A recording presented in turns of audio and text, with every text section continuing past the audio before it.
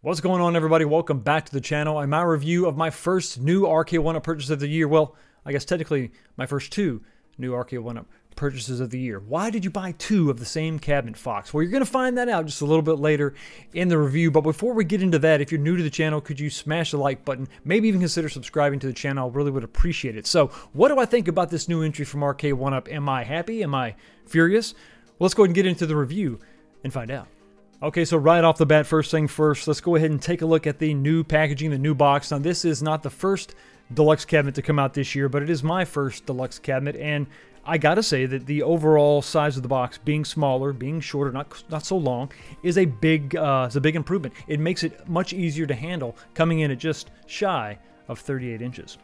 The packaging is still improved from last year. Some of those late year entries had this black foam. It was really great for the corners, and the addition of more styrofoam, kind of keeping everything centered in the box, is definitely a plus. Much better than having everything just wrapped up in miles and miles of shrink wrap.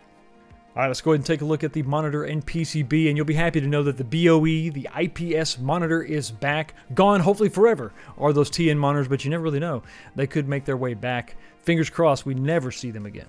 Nothing new to report on the PCB. It looks fairly standard, but I gotta say the lack of an Ethernet port is a little disturbing because you're supposed to be able to link these two cabs together, and I don't know if you were paying attention, but I bought two of them. As we move on with the installation, a couple things that I did notice. The G2 panels were a little bit too tall. Those are the ones on the very bottom. So while it's not going to be an issue for me having a carpeted floor, if you've got a solid surface, this could be an issue. It could cause the cabinet to kind of teeter back and forth. And the exposed MDF edge on the bottom is going to suck up water. Don't ask me how I know, but it can happen. When you get the bottom fully assembled, you'll notice there's a couple screws that are going to be inserted into the front of the eye panel, down at the very bottom. Those are going to be covered up by your pedals later, but I thought this was a little bit of an oversight, especially when they went to the trouble to include screw caps for the sides. Stacking this cabinet during final assembly is a little bit awkward. The first time I saw this was with the Golden Tee, the XL cabinet, and it went pretty smooth because there wasn't a lot of overlap with multiple panels, but on this, your eye panel sticks far up above the first section, and then when you lay the section on top, it's kind of something you got to fight. Also, you have dowels sticking up, so it's a bit of an issue. I kind of liked it better when you would assemble the side pieces fully and then assemble the whole cabinet together. So, I mean, it's not the end of the world. It does take a little bit of finagling, but once you get it in place, a gentle snap on the side with your fist should get it to fall right in place. Now, once you get the two pieces stacked, the eye bracket that actually connects the two, that flat metal piece, actually has countersunk holes now, which makes sense because it always used that countersunk hardware, that bevel head, and it it was just a flat hole, so it never really allowed you to sink that screw all the way into the panel. The pedals are going to be exactly the same as what we saw with Ridge Racer, and unfortunately, there is another thing that's carried over from that Ridge Racer cabinet, and it's the god-awful marquee. It's washed out, it's blurry, and at this stage of the game, there's just no excuse. They made huge strides with last year's Legacies, with this year's Deluxes, with Blitz. There's just really no reason at this point to put up with marquees of this quality. I mean, come on, Arcade1up. You know how to do better. You just need to execute. And before we finish up that installation, it's time to insert the control panel. But before we do, I wanted to take off the cover and take a look at what's going on inside. Basically, it's the same steering wheel that we see from Ridge Racer, but this shifter is actually really cool. If you look at it from the side, there's some fairly heavy-duty linkage going on, and that Hall effect sensor on the bottom detecting the position of the stick is there, and it's just, I gotta say, it's like a nice, satisfying clunk going from gear to gear. So this is definitely a plus, and I'm kind of surprised they pulled it off. Is it going to last when you're ramming through the gears? Are we going to snap this control deck in half? Maybe. This depends on how violent you shift, but it's definitely a plus. It's definitely a good mechanic, so hey, good job, Arcade1up. Now let's talk about the rumble effect for a second. I thought it was much better used on Ridge Racer, much more pronounced. It was definitely there. You knew it, you felt it, and it made the experience just a little bit better. Here it's very subdued, which might be to your liking, but for me, I really wanted a little bit more. And especially if you're rocking the speakers, which sound great. The sound on this cab is really awesome. I like the addition of the speaker grills. That's definitely a good thing. That can kind of overpower the rumble, and you won't even really notice it. And here, let's hit the nitrous. Drift test.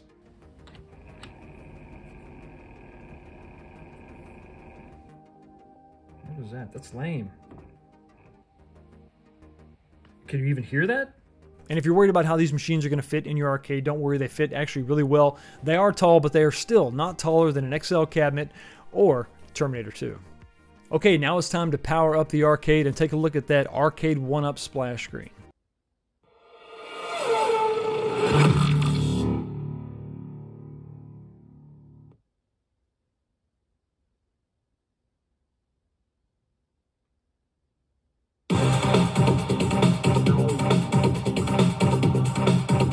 Menu navigation in this cabinet is going to be very similar to what we saw with Ridge Racer. Left and right is going to be done by the steering wheel, but if you want to go up and down, you're not going to use the gear shift. You're going to use the view buttons 1 and 2, and then view number 3 is going to be your enter button. You're also going to be prompted to use the QR code from Arcade1up as part of their companion app, but when I tried to use it, I just kept getting an error on my phone, so that connectivity for the most part, I guess, is not available yet. Hopefully they'll fix that in an upcoming software update. Speaking of software updates, the stock software is not going to cut it for online gameplay, so you're going to have to download the latest version and go ahead and install that. And once you do that, you should be ready to go. Now, when you're in the game, you're going to notice a few things that seem a little bit off. It looks like something similar to what we saw with Blitz, with the volume control being like 1 to 250. The volume control is done within the graphic style of the game you're playing, and then to navigate out, you're going to hit that live button, and this odd little menu will pop up asking you what you want to do. Do you want to hide this screen, hide this menu? Do you want to leave, or do you want to reset the game? It's not done in the Arcade1up font. This is definitely where that handshake happens, and I think this is Raw Thrills sort of doing their thing, but that's why that looks different, and it is consistent on both games. And once you're in the game, the music button is going to bring up that touchpad that's going to simulate the physical touchpad that we saw on the original arcade game back in the day. This is going to allow you to put in your PIN number, your 4-digit PIN, and then it's going to save your progress. So every time you log onto this machine, you'll be able to input that and continue to sort of pick up where you left off. This is going to store all your stats, it's going to show what cars you've driven, and you're going to compile money, but I'm not sure exactly at this point what you're going to be able to do with that money. I need to play a little bit more to figure that out. Now, when Arcade1up said that this cabinet ships with 2 classic games, that's not true. That's not true at all. I have a really big problem with this because this is incredibly misleading. What you basically have, it's 2 games that are almost 100% identical in every single way. This is basically Fast and Furious Drift, chopped up and made into 2 separate games. But they're graphically exactly the same. All the mechanics are exactly the same. All the graphics are exactly the same. The only small difference you're going to notice is Fast and Furious branding in the upper left-hand corner versus Fast and Furious Drift in the upper left-hand corner. And then the original sort of display, the disclaimer with all the Universal Studios logos and everything like that. That little screen in the very beginning is the only difference. Everything else is exactly the same. The number of cars you can select. And then, of course, the other big difference is going to be the tracks. You're going to be limited to certain tracks based on which game you select. And to me, this is just incredibly stupid. Instead of making this cabinet just a single game cab, which, would have maybe enraged some, I personally paid $100 more for a single game cab, and that's T2 over there. Light gun game, single game, but I knew that going in, and so there's really no shock there. It was really just a matter of how good was the game, how good was the emulation. This, we're being told that these are 2 different games.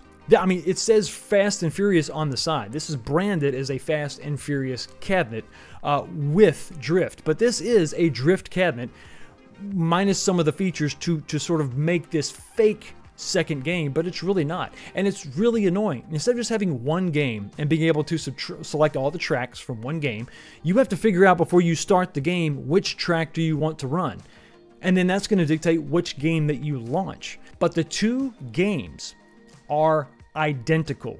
The pre-race animations are all from Drift. Everything is Drift. There is nothing that is Fast and Furious. There's nothing from that original Fast and the Furious game except a logo and stickers on the side of a cabinet that really has nothing to do with that first game, and that is incredibly misleading, and there's just really no reason at this point to do that. Well, let's talk about this port that we have, and I gotta say, the bad news continues. This doesn't look good. These look like upscale PS2 ports. This looks like some $12 Switch game. There's a big graphical hit being taken with this port. And once again, if you look at side-by-side comparisons of the arcade ROMs running versus what we have here, and even though emulation is really tough to pull off with Fast and Furious Drift, it still looks way better in that emulation, even with those issues running in the background, than what we have now. And I know this was done so that the game could run on the Arcade1up hardware, but there's just too many strikes against this cabinet. And let's talk about that two-player experience. If you want to race somebody head-to-head, you're going to have two cabinets on the same network. So that's going to be your local Wi-Fi network. So right off the bat, there's a huge barrier of entry. You know, you're going to have to buy two cabinets. But let's say you're crazy, like me, and you buy two cabinets because you want to check out this experience. These are supposed to be linkable Wi-Fi and linkable on with a wired connection is what we were told. Well, that is true technically, but once again, that is also misleading. If you want to do a wired connection, you're going to have to get an adapter, an Ethernet to USB adapter, plug that into the PCB on your cabinet, then take the other end and plug that into your router, and then do the same thing on your second cabinet. So you can see right off the bat, we've got some issues. We've got to buy a couple, Ethernet cables, which maybe that's no big deal. We've got to buy two adapters, which isn't a huge expense, but still, it's starting to add up. Also, that wireless router has to have two open ports at least, or however many open ports you have cabinets. So if you went and bought four, I hope you've got a great router with a lot of open exposed ports, because you're going to have those to connect wired. So when you set up two-player, it's actually going to be fairly simple. You're going to go into the settings menu of each game, and then you're going to assign a number to your cabinet. So this cabinet here, go in there and make sure that the machine ID is number 1 for both games. And then over here, you would set this to 2. So player 1, player 2. And then once both cabinets select the same game, the second player will be prompted to join the first player. And it actually happens pretty quick, pretty seamless. And at this point, I was pretty encouraged. Going through the menus, there's minimal lag, there's slight delays here and there, waiting for the other one to catch up, pretty similar to what you would expect in the arcade. Selecting vehicles, selecting all your options and upgrades, and then getting ready to race happens, fairly is what I would expect. And then when you start the game, you're going to have your little number 1 and number 2 above the cars right there at the starting line, and so far so good, right? Until you begin to race. If you think you're going to be racing side by side, head to head, door to door, vying for that next position, well, it's really not going to be that smooth and that simple, at least in my experience. There was a lot of jankiness, there was a lot of teleporting. The player that was in front of the other one would just vanish and then reappear. I even had a graphical issue where I saw the car lift off and leave the game. Not like do a jump, I mean like go up a building. It was really weird. And then before you know it, the race is over and you're not even sure who won because you don't really see the other car.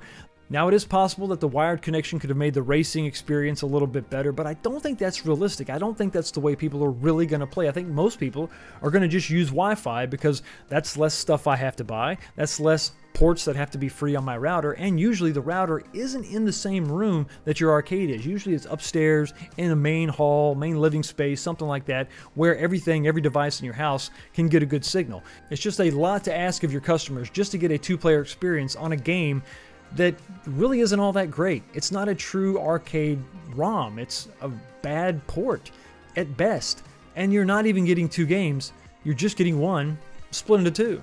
Okay, so here's the big question. Is the Fast and Furious cabinet worth your hard-earned $600? I'm going to go ahead and say absolutely not. While I was surprised that it was $600 instead of $700, and while I have been guilty of spending $700 on a single game cabinet, the T2 was a much better purchase in my opinion, even though I did overpay. I still enjoy that now. I think that's a good emulation, that's a good version, that's a good iteration of that game. This is simply not that. You're not getting Fast and Furious at all, period. You're getting Tokyo Drift, Fast and Furious Drift.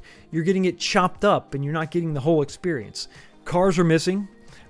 Tracks, like I said, they're divided between two games unnecessarily. It makes absolutely no sense. This is not a good port, and this is not emulation. This is not the arcade ROM. This is a port, and it's not even a good port. It doesn't look good. And then listen, the two-player issues, the fact that I was so excited about having two cabinets and being able to link them, and being misled, being told that it was going to be a wired connection, is definitely something that is not gonna, it doesn't sit well with me, and it shouldn't sit well with you.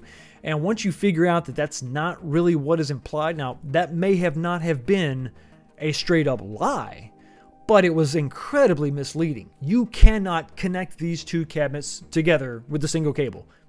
It's not possible. It's going to require a whole bunch of other stuff. And to say that my disappointment for this is high is, well, that's a bit of an understatement. I'm disappointed in the company that brought this to us. I'm disappointed in the product that I received. And so much so that I'm not going to keep two cabs. One of these is going to go up for sale very soon. So if you're in the Cincinnati area and you're looking for a good deal on a slightly used Fast and Furious cab, just keep your eyes open. But anyway, those are just my thoughts. Let me know what you think about all this in the comments section below. Do you have this cabinet? Are you happy with it? Am I way off base? I want to hear that too. And if you also are on my side and your disappointment is off the scale, I want to hear that also. Anyway, thank you so much for stopping by and checking out the channel. Y'all have a blessed day, and I will see you next time.